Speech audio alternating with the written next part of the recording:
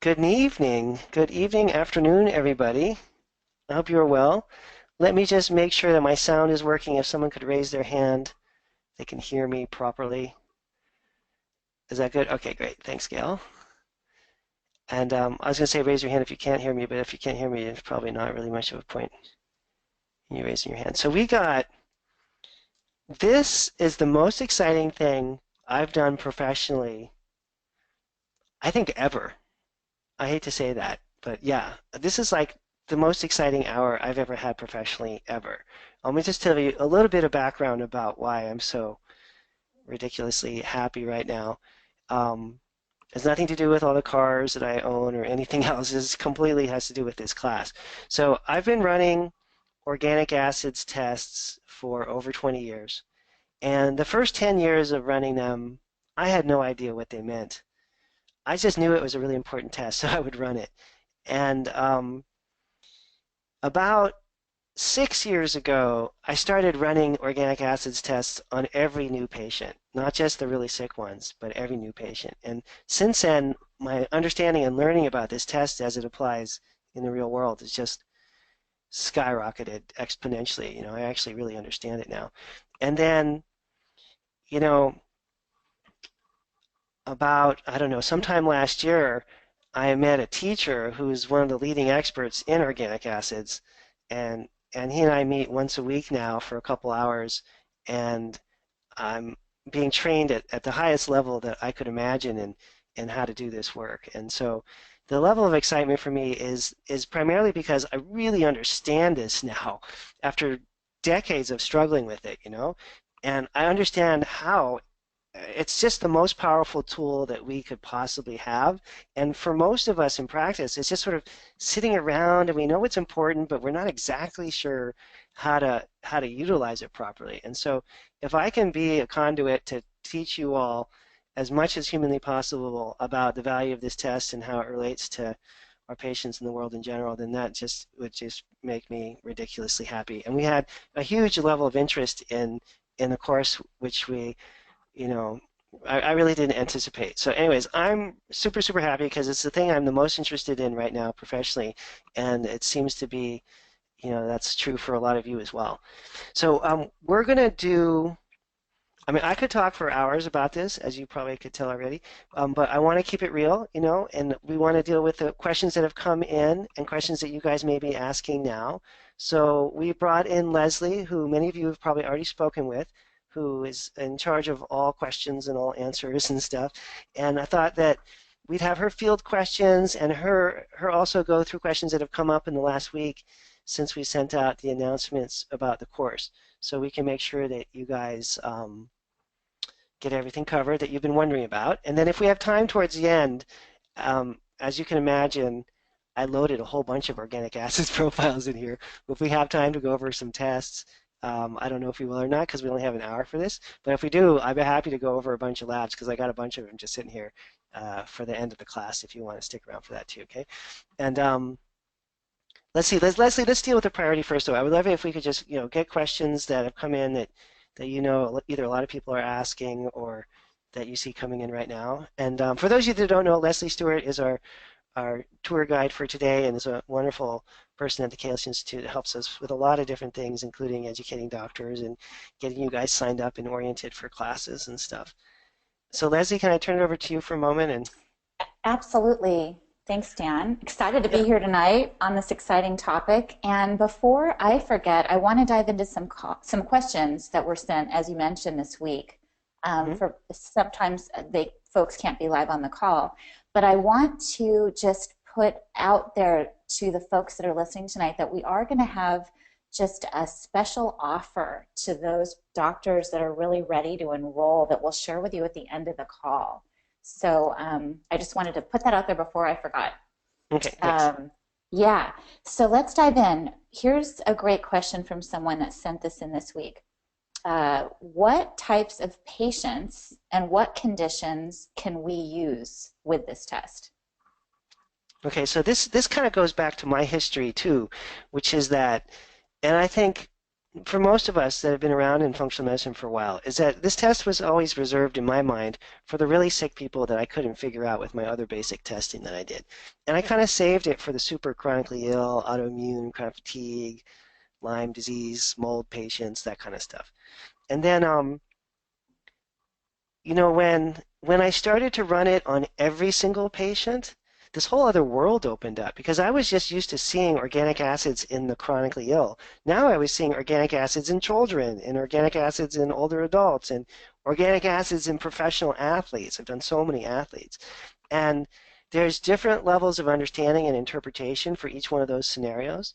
We can look at it when we get a chance to look at testing. Just the amount of lean muscle mass that a person has can completely change many aspects of this test.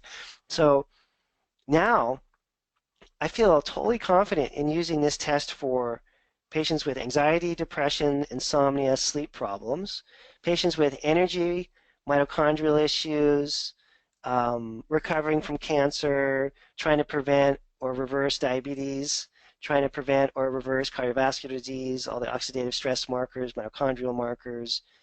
Super confident with this for anyone who just wants a basic nutritional screen, for people who have toxic liver-related issues, people with all the different brain spectrum problems you can imagine that would relate to amino acids and inflammatory brain conditions because there's all these inflammatory brain markers.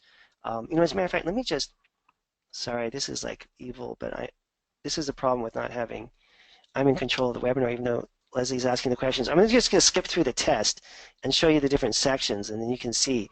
So the ways that you could apply it, right? Just real quick. Fatty acid metabolism, obviously for people that can't burn body fat, people that need to lose weight, right off the bat. Carbohydrate metabolism for people that have unstable blood sugar. Energy production for people who are tired. Any kind of mitochondrial problem. The B vitamin markers, neurological issues, brain-related things. Checks for methylation, so anyone that has a methylation defect. Neurotransmitter markers, that covers everything to do with the brain. I mentioned earlier oxidative stress, so now we're like staring at cancer, heart disease, diabetes, those kinds of problems. And then on the last section here, detox indicators, anyone that's struggling with toxin-related conditions, which is pretty much everyone we work with, and then the bacterial markers and yeast markers for the gut. So it really could vary from a gut patient to a person with a skin problem to chronically ill people. This works really, really well with children and teenagers in terms of being able to design effective protocols. We've gotten great results with kids. And it's almost endless, I guess. But now that I'm testing everybody, I feel like everyone needs the test. And here's a really amazing thing: is that you can interpret this test in really significantly different ways, depending on if that person is a chronic fatigue case or if they're a college basketball player. If you understand the background and history of the person, then there's a sort of richness that comes into this test in terms of the interpretation, which you probably don't have time to get into tonight. But anyways, okay, sorry, Leslie, that was long-winded, but that was. No, that was great. Okay, here's another question. Mhm. How is your use of the test different from historical or standard use? Yeah, so, now it's become this one lab test now, and the results that come from it has probably become maybe 50 to 60% of the work that I do in my practice. And so rather than it's basically my go-to analysis for all these different body systems and functions that I used to just kind of not really think about, to be honest. Like I didn't used to analyze mitochondrial function on every patient. I just kind of let that go unless I had to deal with it. I didn't used to assess inflammatory brain markers in every patient. So, in a sense, this has become, I would almost say, the centerpiece of my entire practice now. I mean, I still do all the hormone analyses and all the stool testing, and we still do food allergies, and it's not like I'm ignoring everything else. But in a way, I see this as the test that sort of unifies or integrates the overall programs that I'm trying to design. Because the only thing is that this is where it gets confusing, is that if you don't know a few simple tricks about how to analyze these labs, then it's really easy to run 10 or 20 of these to see that the results don't match with that particular patient and just throw your hands up and say, this is interesting, but it's not really working. And I've certainly been there. I was there for 10 years. I just persevered, even though most of the programs that I designed didn't work until I finally started to figure this out. And that's what I want to share with people, basically. Awesome. Okay, someone's asking, how accurate is this? Yeah, now here, let me answer that with the lab. Because this is something that frustrated me for a really long time. And this is one of the first questions that most doctors ask, actually, which is a really good question. So I'm just going to show you one little clinical pearl thing here. Oh, and look, I didn't even plan this, but this is a great example. So this is an organic acids profile, comprehensive version. We're looking down at the bottom of page 3. In the left-hand margin is tucked away this little marker here called creatinine. And it's expressed in milligrams per deciliter. You can see creatinine here. I mean, first of all, it's buried on the 3rd page. You saw how far I had to scroll to get to it. Second of all, it doesn't even really have a column or special thing. It's just, an afterthought here. They're just letting you know how they standardized the test based on the creatinine level. However, if this number, creatinine in milligrams per deciliter, is below a 50, completely changes the interpretation of the entire rest of the test. And if I scroll around enough, let me see if I can find another one of these creatinines here. I probably should have planned this a little better, but here's one at 70. Okay, that's above a 50. Obviously, that's good. I'm going to just show a few of them. You can see how this number bounces around. And this is done from every urine sample for every urine test, right? There's another one that's at 70. This is how they standardize the sample so that they know that the testing is going to be accurate. But with organic acids, it makes a really big difference because this is the number that's going to be divided into by every one of these other markers. So in other words, if your creatinine is a 32, like that first one that we saw, and let's say that the marker that they're analyzing with this mass spec machine is a 30 or something like that, just to keep the math easy, that's going to end up equaling 1. But if that creatinine is a 320, and you're dividing into 320 with 30, you're going to get something more like 0.1. So in other words, the creatinine being different could make the numbers that are being reported here vary by like as much as tenfold.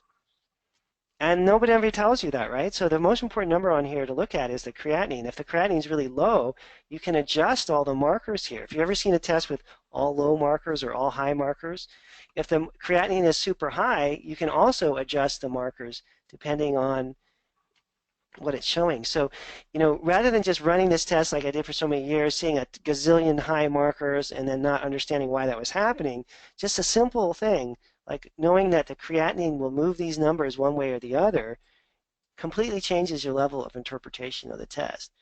And so now you learn enough of these little tricks about the interpretation, you realize that what I used to think of as an inaccurate test because it was frustrating because I designed a program that wouldn't work was actually me just not knowing how to interpret the bloody thing because this isn't taught anywhere. When I was so angry when I first learned about creatinine, I was like, what are you kidding me? Did no one ever tell me that? Why didn't I learn that on day 1? It's the most important marker on the entire lab, and they've got it buried here at the bottom of page 3. And most doctors don't know that that's a variable that influences every single marker on the test.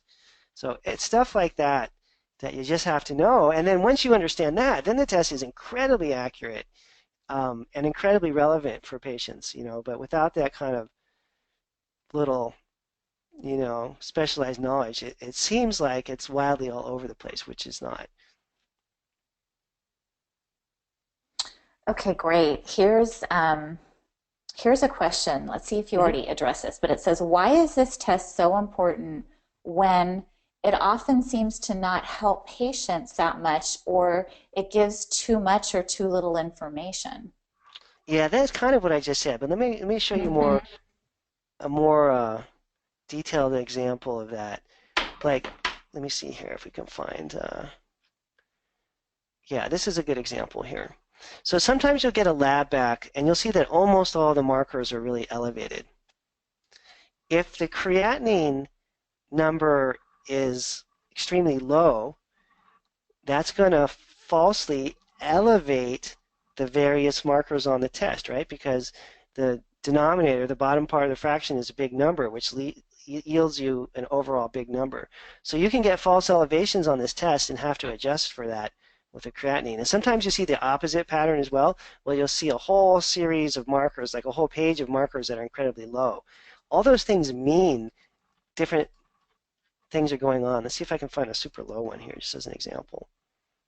This really blew my mind. These are all highs for some reason. Oh well, I won't waste time on it. But sometimes you'll get a lab back, and typically it's this first page here, and you'll see that all, if or most of these markers are incredibly low.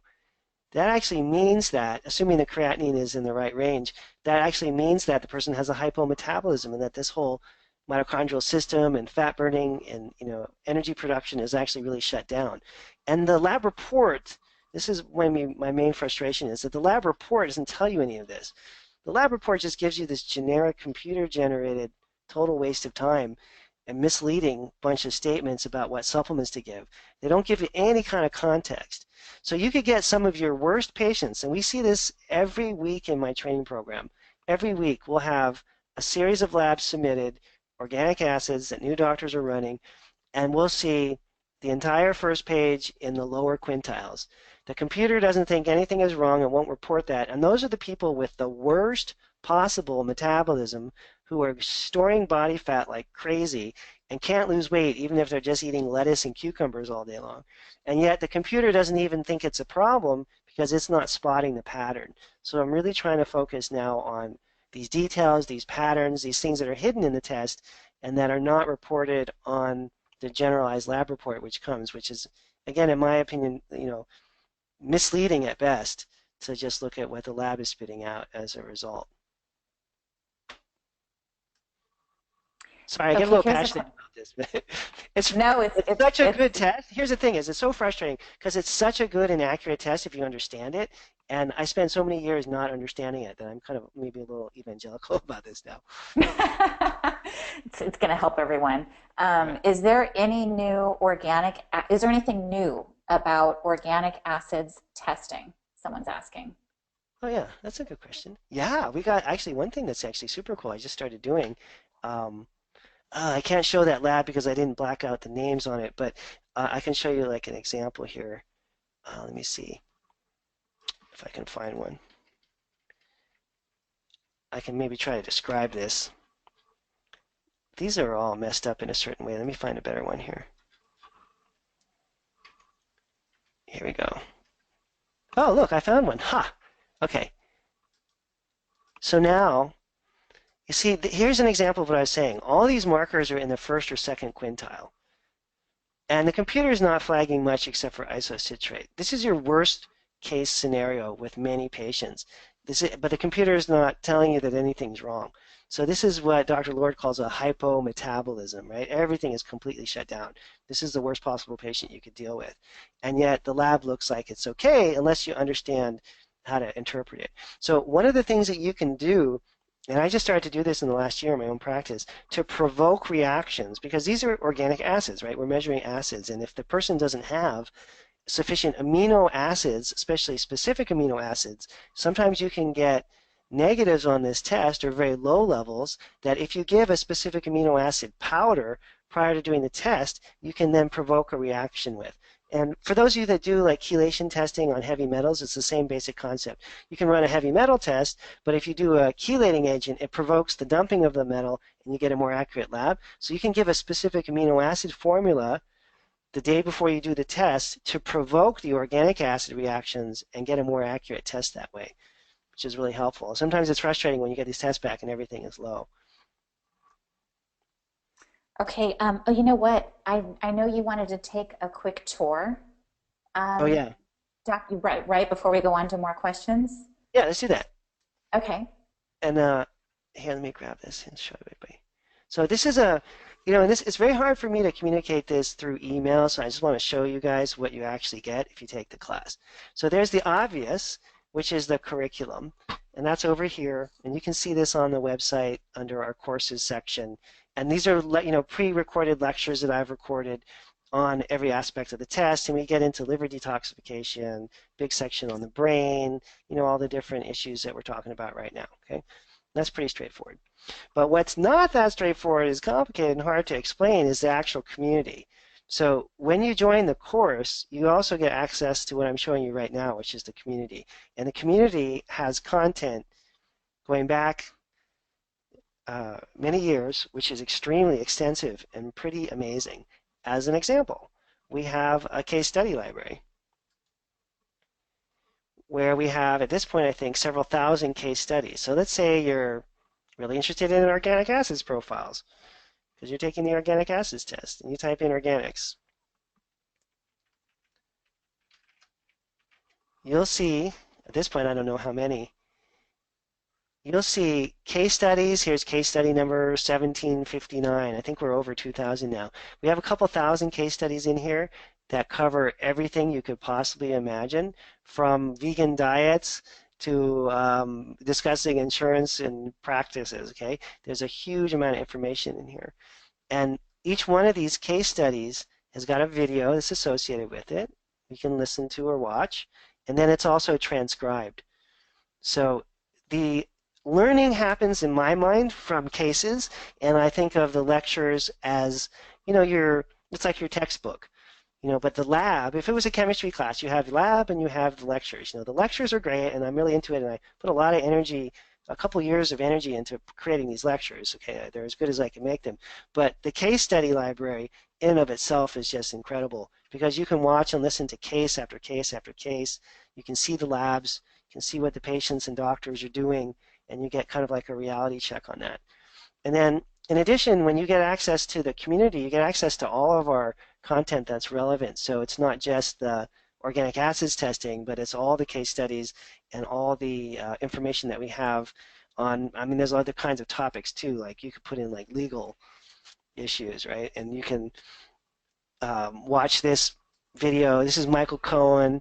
He's a really high-level attorney, worked at Harvard University for a long period of time, and he's devoted his career to helping natural health doctors, okay? So we've got a series of lectures that he gave to us. Again, it's all transcribed. You can watch the lecture. You want to learn about legal issues in your practice in case you're concerned about that. So it goes on and on. It's not just the clinical application stuff. There's just so many contexts, and the content that we have is really rich. In fact, it's the class, but there's a whole lot more happening within the community that is pretty exciting. And there's of course other doctors in the community as well that you can interact with. And we have on the homepage of the community, you can see it's kind of like Facebook, where doctors post their questions and they respond to one another. Here's Dr. Berghammer. He's a naturopath up in Canada. Really great doctor. He's a professor actually at the Naturopathic College. Aspergillus, and Bree is answering, and Bree's an acupuncturist here in California. So people are going back and forth and really kind of getting into their cases, and it's not just about me talking about cases. It's an interaction with all the other doctors in the community, many of whom are experts in various areas. We have some really good people in here, and it's a mix: medical doctors, chiropractors, acupuncturists, naturopaths, all mixed up together. I love it. As a matter of fact, we had class last night. I almost started crying because there's this medical doctor on the call, and she had a patient who clearly had a structural problem, what we call a category 2, and the chiropractors listening to this know what I mean. It's a SOT category 2. And I was like, Kelly, I think this is a category 2. It's a chiropractic problem. And, she was so open to doing that and to referring her patient in for chiropractic care. And I just remember 20 years ago when there were so many barriers. But now we have a real community of practitioners they kind of leave their degree at the door, and everyone is just in this to help their patients. And so we can have, an oncologist talking with a chiropractor, talking with a naturopath, all on one case. And to me, that's really just a joy because I learn a lot. We all do, and we have these resources of colleagues as well as the actual curriculum. There's one other thing I should probably show in the content because this is ridiculous, and there's a lot of it, which is under clinical topics. And we have all these clinical topics here as well, from everything from clinical nutrition to patient communication, lab testing, all our guest speakers, right? I think at this point, there's more content in here than any human being could consume. And if you just learn how to use the search feature, you can kind of poke around. And oh, here's the best talk I've ever heard on Hashimoto's. Isabella Wentz, who took this training program a long time ago. gave us an hour-long talk on hypothyroid. It was the most concise, well-described explanation of thyroid problems I'd ever heard. We've got all that in here as well. So anyways, that's the community. It's not just the class. You get, of course, the curriculum. You get access to the community and all the people. And that is kind of what I feel is our sort of heart and soul of the training program is the other people that are involved in all this too. Okay. And that's something that I consistently hear too on these, just feedback from folks that have enrolled in your program that reach out to me and say how valuable having a tribe and community Yeah. out there around That's them. that's what we're missing because a lot of us are stuck like I am. I'm in my own practice. I don't have any doctors around. And my staff doesn't care about organic acids test results, you know. I mean, they don't, they're nice people, but it's just not their passion. And so, yeah, having access to other people that are, you know, not just content experts in other areas, but people that are just interested in what we're interested in, it makes a really big difference. Okay, awesome. Is that it for the tour right now? Oh yeah, let me do We one can more get thing back to because questions. Okay. a couple of questions came in too. I think see Susan asked, go over some labs so you can see how that will help patients, and then Ruth asked, uh, about the connection with aldosterone. And then if someone else asked also if the course will be offered in the future. Yeah, if the timing doesn't work, we're going to be offering this on a regular basis, you guys. So there's some special discounts that we're offering right now, kind of as an incentive to get people to sign up. But I'm not going anywhere. But let me just show one more time maybe a sample test you can see, because I kind of skimmed through that pretty darn fast. So let me go through this a little more patiently. So number one problem I see in my practice is people who can't lose weight no matter what they do. So right off the bat, that's usually related to fatty acid metabolism or blood sugar related problems. Second big category here that they test is mitochondrial function. So what do the mitochondria do? They generate ATP that has to do with your brain, your heart, your liver function. Of course, how much energy you have, how much you can exercise, that's all determined by mitochondria. This is probably where I spend the most of my time with patients now that I didn't used to even understand how to analyze, is dealing with mitochondrial problems. And remember, like this is a good example because these this cluster of low markers, these first and second quintile markers on this particular lab, indicate that this person has a major mitochondrial problem that is, just a deficiency of the mitochondria, not an excess of the markers. B vitamins, again, neurological issues, could be anything from like my hair doesn't look very good to my arms and legs are numb. Okay, biotin, B6, these are critical. Methylation, again, you can't say enough about methylation, right? That has to do with your brain, with detox, all those different things. This is where I probably spend the second most amount of my time is with the neurotransmitter markers. These markers here tell you if the person's stressed and depleting their brain chemicals. Like this patient has low dopamine based on the low homovanillate. These markers down here, kynurenate, quinolinate, picolinate, tell you if there's an inflammatory problem that's damaging the brain. So in this case, this person's low in dopamine. They're going to respond really well to tyrosine and mucuna and probably feel better in a couple of weeks. You know all that just looking at this test. Oxidative damage, so that's your inflamed patient, your patient who's trying to reverse their diabetes, patient who's worried about a second heart attack. This marker right here, 8-OHTG, in some ways is probably the single most important marker on the whole test, right? Because you're getting the antioxidant status of that patient. It's just what could be more important than knowing about oxidative stress. And then this whole section on liver detoxification, so you can really set up good liver detox programs. This person has low sulfate, so you know you need to work on phase 2. The section here is about glutathione. These are about other markers like xylene, etc. And then there's a section on the GI, which is a bacterial and yeast origin, so GI symptoms as well. Now, I still do stool testing on everybody, but the GI section is helpful as confirmation and further examination of gut-related stuff. Okay.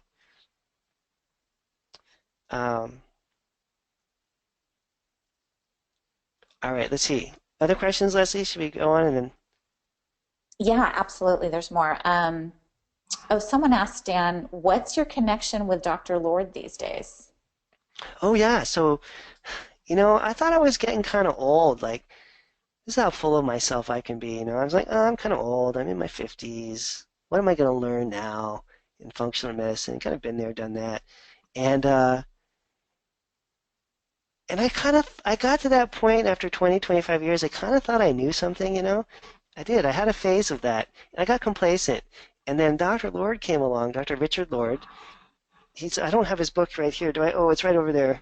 But anyways, he's the man that wrote the book, literally, right? Laboratory interpretations in functional and integrative medicine. And Dr. Lord has become my teacher now, and we spend a couple hours a week together. He quizzes me, he gives me assignments, he is training me at the deepest level on the GI effects test, on the organic acids test. He is just, I've learned more in the last year of working with him than I probably did since I was in school. I mean, I really feel like I'm in a PhD program now. And to be able to ask him a question, and this is the man that invented this organic acids test, right? He's the one that actually developed everything about this test. He's seen every single one of these labs that's ever been run in the history of this particular lab company. And so his depth of knowledge makes me feel like I'm in my first year of treating patients again. And so it's a wonderful relationship. He's a very kind man. He's one of the best teachers I've ever met. And he's really in a sense, devoted himself to training me so I can train other people. So we spend our Mondays together going over things, and then Tuesday and Wednesday, I explain everything that I learned to the people that are in the training. So we're continually getting updates and all the latest research. And my ability to interpret this lab in the last year has improved by so many levels of magnitude. And I didn't even know that many of these things were possible to do, to be honest. And so I don't. I'm just in this privileged position now where I'm back as the student slash teacher and learning um, about things that I really didn't even know were within our realm and the depth of understanding. And I do understand one thing also about my position, which is that if some of you guys are at the 20-year mark, you do have, when you get to the 20-year mark and you get some basic experience, your appreciation of the information that we're learning is kind of at a different level. And so I don't think I could have absorbed this information 20 years ago anyways. I don't think I was ready, but I'm definitely ready for now, right now, and I feel like my career is kind of coming to some kind of peak right now with the training that I'm involved in. And I'm passing everything on every week to everybody in the classes because that's the intention that Dr. Lord has is he wants you all to get this information. He just doesn't have the time to talk to every individual, and so he's kind of filtering it through me right now. Um, and all of this is in the community, okay? It's not in the curriculum. I got to point this out or people are going to get frustrated. So I haven't had time to redo the curriculum yet. Okay, it's going to take me a year or two. But everything that I'm learning from Dr. Lord is in the weekly calls, all of which are in the database.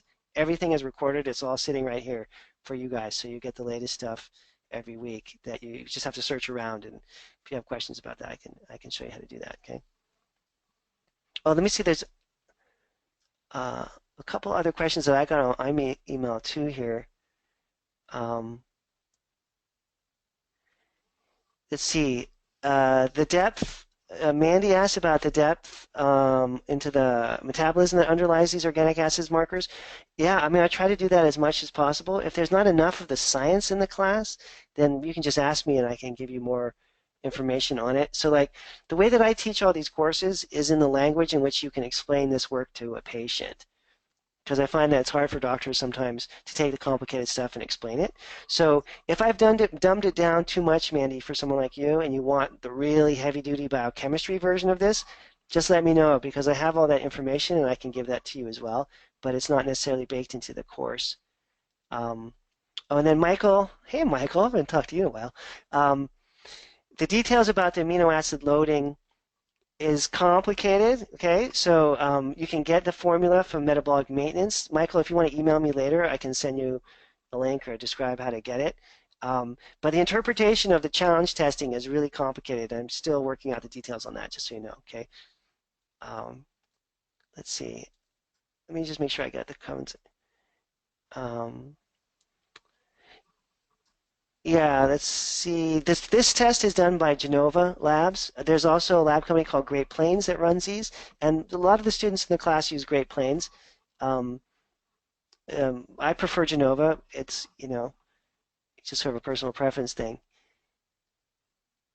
I'd say maybe a quarter of the students use Great Plains, probably three-quarters of us use Genova. Okay, that's all the ones I got on my email. I don't know if you have any more on your end, Leslie. Okay, yeah, there's a couple. A practitioner is asking, I'm not sure how what their experience level is. They want to know, what do I need as far as a prereq, or what, how long of clinical, what depth of clinical experience? That's, I guess, what they're Oh, wondering too. I was going to say the less the better, but that's not very funny. Um, you know, it doesn't really matter if you've never run these tests before. I actually think it's probably a little easier um, to just absorb all the information because I'm trying to explain it in a really simple way. Um, but certainly we have people like we just saw Jonathan, who's a professor at a naturopathic college. The more advanced people like Jonathan, who are, you know, obviously he's a professor at a naturopathic school. He's a much higher academic level than I'll ever be. But people like that really like my classes because of the organization and the structure that I provide, and because it gives them a clinical model. So there's a kind of a variety of people that we get. Some people are brand new or still in school, and the average person that we work with has probably been in practice 10, 12 years, I'd say. Um, Okay, and just to add on to that, just to be clear, if this person's wondering, no one needs to have taken any of your other courses. So we want to make oh, sure that we that is communicate true. that. That is Yeah. true. This is the first time that we've done this. So I've always kind of insisted that people march through this whole curriculum. And I decided to stop being such a control freak and just, hey, if you want to do organic acids, let's just do it. Just learn how to use this.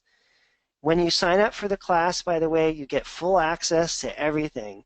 I've had doctors go through the whole curriculum in 30 days. If you don't have children, basically, and you don't have a spouse that takes a lot of time, you can get through the class material pretty quickly. Most doctors, go at a pace where they're dealing with their practice, their family, and so they're not doing 20 hours a week. They're doing, expecting like probably 3 to 4, maybe 5 hours a week of time put into this. Probably the average doctor does around 3 or 4, I think, hours a week. But we do give the whole thing right away for those people that are wanting to just chew through it. Yeah, great. And then there's a couple of questions. It looks like we've covered them. One person wanted to know, is there live teaching with Dr. Dan? Oh yeah, Obviously yeah, there is. yeah. You shared Well, that. yeah. So what we do is every week, just so you know, you get the curriculum, the lectures, you get the community access, and then you're stuck with me once a week, and we're going to go over every lab until we're done. And so doctors will submit cases from all kinds of different patients, and we'll analyze them together as a group and go through the paces of how to set up programs based on the labs. And I mean, that's really the best part of the class, I think, when we're all on the phone or a webinar together looking at the testing and brainstorming about designing protocols and how to approach it. Great. And I think you just covered this. How much someone wanted to know, how much time per week do I need to plan for this? Yeah, so I Because would I'm say good. Yeah. 3 hours, 4 hours, 5 hours, or if you're ambitious and you don't have kids. I keep saying that because my son is about to graduate from high school. After 18 years of having a child, I'm about to not have a child in a couple months. Let's see, what was I? I got lost there. Oh, yeah, yeah. So, I mean, if you want to spend time in the community communicating with other doctors, that's extra time. If you want to look at all the extra content and special classes that we have here, um, anything from case studies to clinical topics, you could pretty much get lost in here as many hours a week as you feel like you want to, depending on how excited you are about learning all this stuff. Okay, great. And it looks like the last one here, is the organic acids test the only one covered in this course? I think.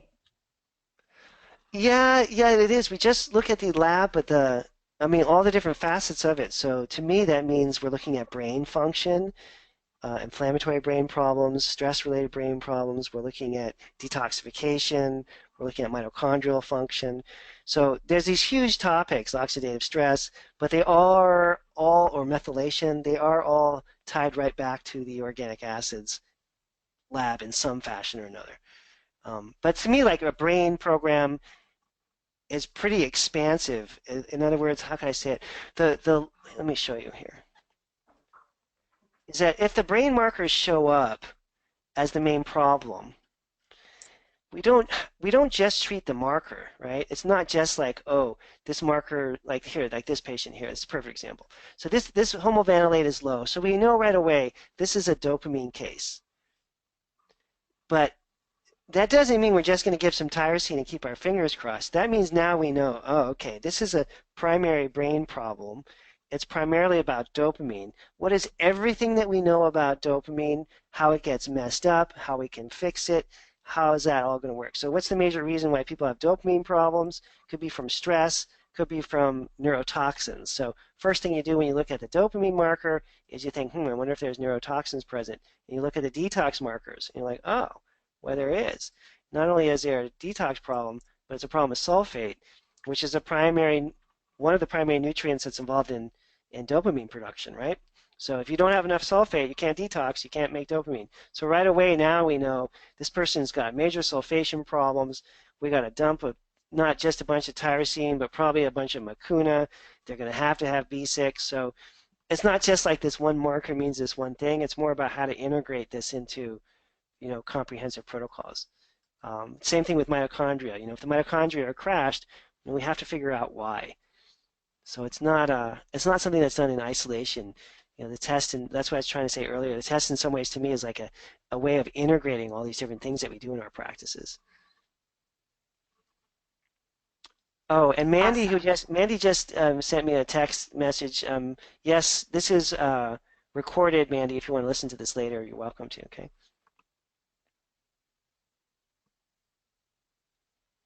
I don't know if we have more on the chat. We have, that completes the questions I have. Yeah, I think I'm done on my end too. Okay.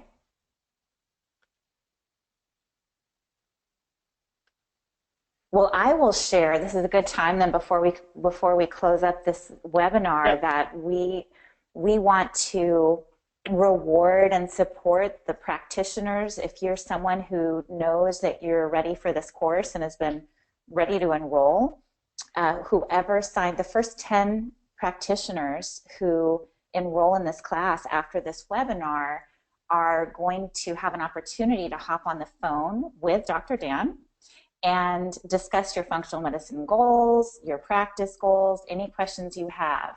So that's a really exciting offer that we decided to make that's on top of the special March discounts on the tuition that you've heard about. So that's exciting. And if you're ready to enroll and save your seat in the class, Dr. Dan is ready to connect with you and support you. Excellent. Oh, yeah, and we do have some special discounts we're offering for people right now. And I think, Leslie, you can email them separately. We have a discount for existing students that have taken courses with me in the past, and then we have a special discount for people that are new that Right. we're going to get involved in the community.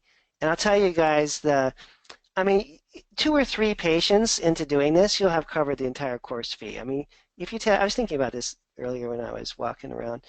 3 patients, maybe 4 people that you test, you'll have repaid yourself back for the cost of the class. I made this pretty affordable. I don't want price to be a huge barrier for people.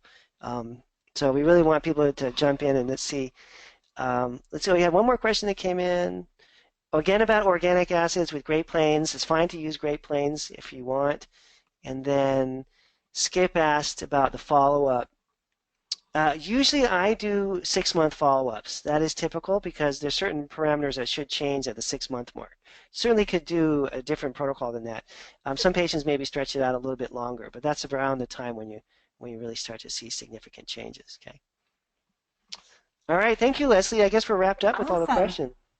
This has All been right. great. Yeah. Take care, everybody. You guys have more questions, give us a call. We're here, and we really want to get an active and fun group of people signed up for this course.